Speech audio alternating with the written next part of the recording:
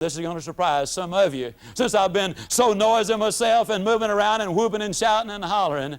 But folks, you need to take time to be quiet. You need those silent moments if you're really going to build a winning attitude. One of the reasons I love to jog is because I have those moments of silence right by myself. I feel closer to my God when I'm jogging than at almost any other time. You need the moment of silence alone in a room by yourself, just for yourself, so that you might pray or plan or meditate or do whatever it is that you will.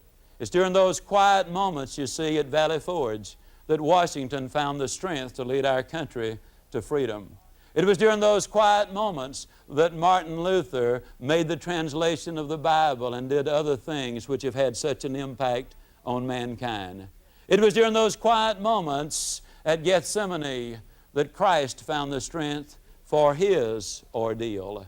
You need, ladies and gentlemen, that quiet time with the television set off, the radio off, the record player off, just because you need that time for thinking and reflection. I believe this last generation could aptly be called the noise generation. Noise is destructive and it's very tiring and debilitating. Take some quiet time for yourself. Now let me warn you in advance, when you do all the things that I've been talking about, when you get up in the morning, you know, with a hand slapping, when you say super good but I'll get better, when you answer the telephone enthusiastically, when you feed your mind, when you speak lovingly and optimistically of other people, when you take care of your body, when you are considerate of other people, you do all of these things, there are going to be some people who are going to be critical of you. But let me remind you that since the beginning of time, nobody has ever erected a statue to a critic. There are going to be some people who are going to laugh at you, but let me remind you that the little world laughed, but the big world gathered on the banks of the Hudson River when Fulton went steaming by. The little world laughed, but the big world gathered at Kitty Hawk when the Wright brothers made that historic flight. The little world laughed, but the big world tuned in when Alexander Graham Bell made that historic phone call which changed communications forever.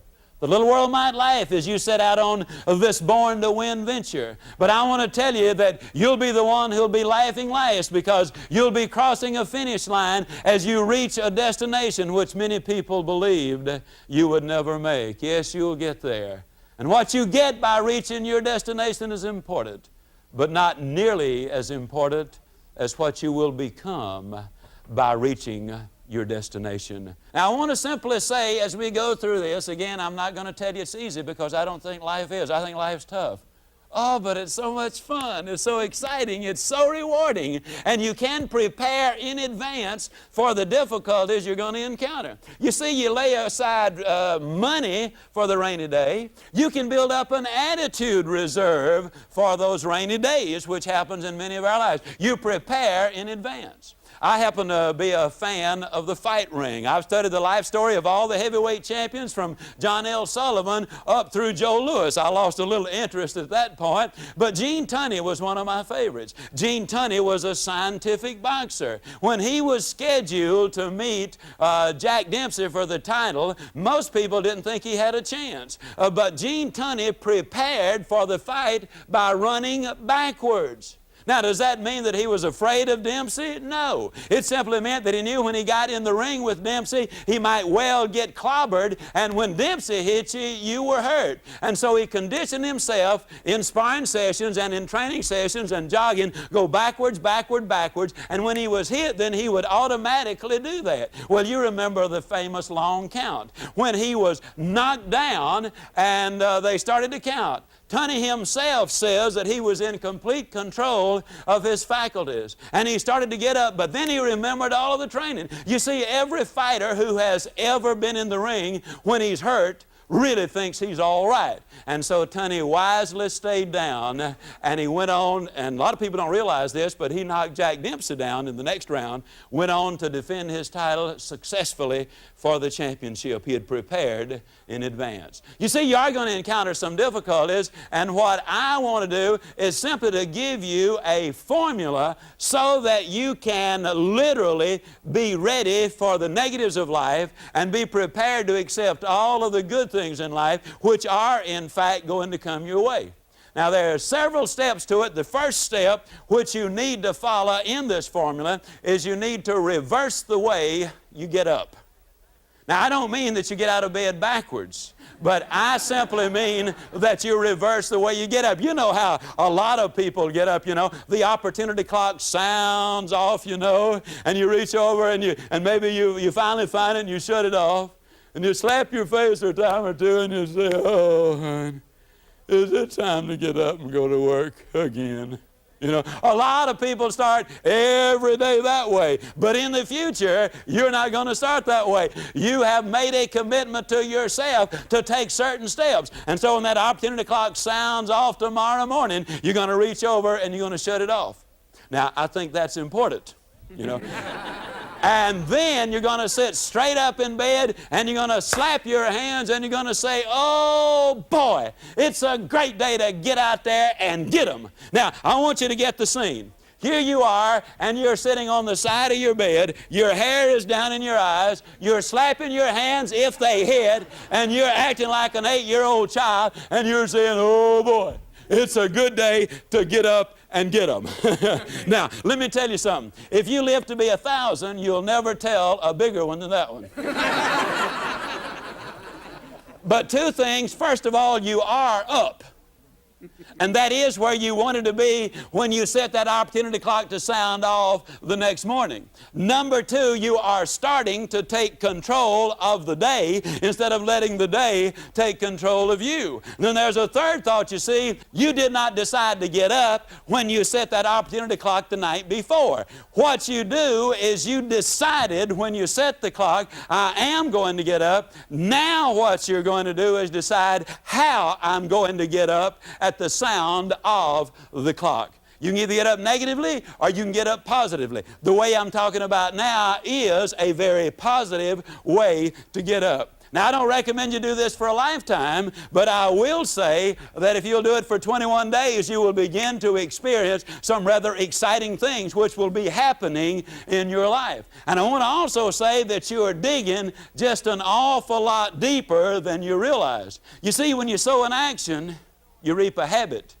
When you sow a habit, you reap a character. And when you sow a character, ladies and gentlemen, you reap a destiny. William James, the father of American psychology, long ago said that if you really want a change in your life, you got to do it flamboyantly and you got to do it immediately.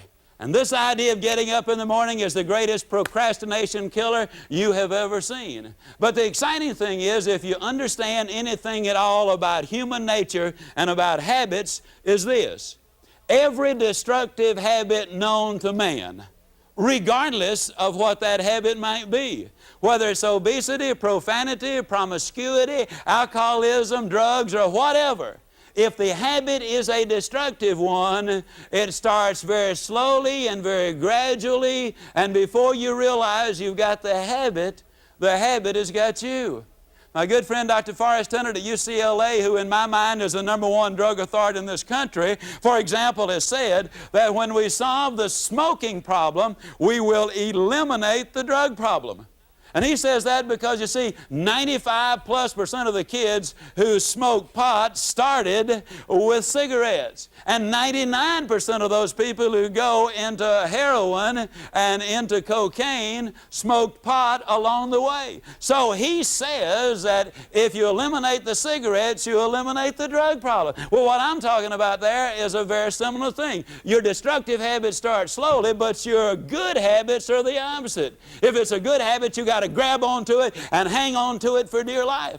Whether it's tithing or being nice to people or getting up in the morning, if you've had the other habit ingrained otherwise, you need to grab it, and you need to grab it very firmly and vigorously. Now, let me also say that if you've got a full-length mirror in front of you, then this one has a double benefit, because there you are looking in the mirror at such a ridiculous sight as you'll ever see. And you can't look in that mirror at yourself with your hair all down in your eyes, acting like an 8-year-old, and keep a straight face to save your life.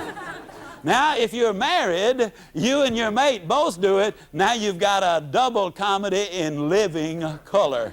And I'll tell you, it really will do some things for you. So as you look at this idea of getting started that way, when you go in for breakfast of that morning, then what you need to do, regardless of what the mate might have prepared for you, you need to smile and simply say, honey, do you mean to tell me that we had bacon and eggs and grits for breakfast this morning? That's what I was hoping you would have. Even if you've had that breakfast for 287 consecutive days, then you need to do that. Yes, when you sow that action, you begin to do an awful lot of things. You put the good stuff in, as Diane Morgan sang earlier, and you get the good stuff out. Now, step number 2, if you're going to build that winning attitude with this formula, is you need to establish some symbols in life. A long time ago, John Shedd, a great sales manager, said, we don't need to be told, but we do need to be reminded. And so with this in mind, on every corner, it seems to me, in every city in America,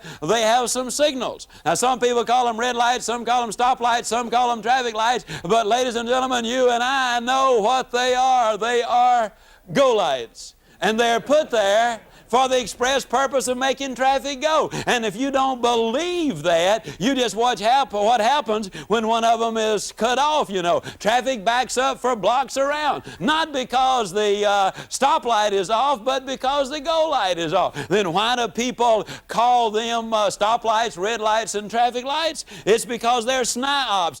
A SNIOP, S-N-I-O-P, a person who is susceptible to the negative influence of other people. Now here's what you got to keep in mind. 27 hours every year, the average American sits there in front of the go lights, waiting on the right color. Now I know none of you folks in this filming would do a thing like this, or even those of you who are watching this film later on would do it. But have you ever pulled up to one of the go lights, and you're sitting there waiting, and you're going to, as I say, spend 27 hours a year doing that, but you noticed out of the side of your eyes, there's some dude sitting over there, and he's too waiting on the go light, but he's got a good firm grip on that steering wheel. I mean, he doesn't want that car to go anywhere. And then you notice he's got his mouth all fixed in case he has to talk to that thing. And then you watch him, he's got his foot on his accelerator, he's racing the engine to change the color of the light. Now, folks, if you think it's juvenile to get up in the morning and slap your hands and say, oh boy, it's a great day to get up and get at them, what do you think it is to race the motor to change the color of the light? Now, I got news, that's just not going to work for you. Here's what you're going to do. From here on in, every time you pull up in front of one of those go lights, you're going to sit there and you're going to visualize it as being your own, with your name on it. It's put there for me so I can go more smoothly, more safely, and more quickly to my destination. And, when you're talking to people about directions, how do you go from one side of town to another? You're going to say to them, you go down to the first go light, and you turn left. And I'll tell you what, I'll bet you can't say go light with a straight face to save your life. And the minute you say go light, you're going to be brought right back to this film presentation. And it's going to remind you about a whole lot of things. And that's what it's all about. As I said earlier, you don't need to be told. You do need to be reminded. Have a close friend named Bernie Loftic. He's really more like a brother. Lives up in Winnipeg, Canada. Most positive man I've ever seen in my life. Bernie is so positive he's never once had a cold. Occasionally he does have a warm. He's so positive, he never even talks about the weekend. He calls it the strong end. And you might think to yourself, now Ziglar, wait just a minute. Hand slapping, go lights, warm, strong end, is all of that necessary? No. You can be mediocre without it. You might say, mediocre, I'll have you know I'm president of my company. Mediocre, I'll have you know I'm worth over $1 million. Mediocre, I've got my PhD. Mediocre, I'll have you know I led the entire sales force. Well, bully for you. You see, success is not measured by what you do in competition with others. You might have 10 times their ability. Success is measured by what you do as compared to what you are capable of doing.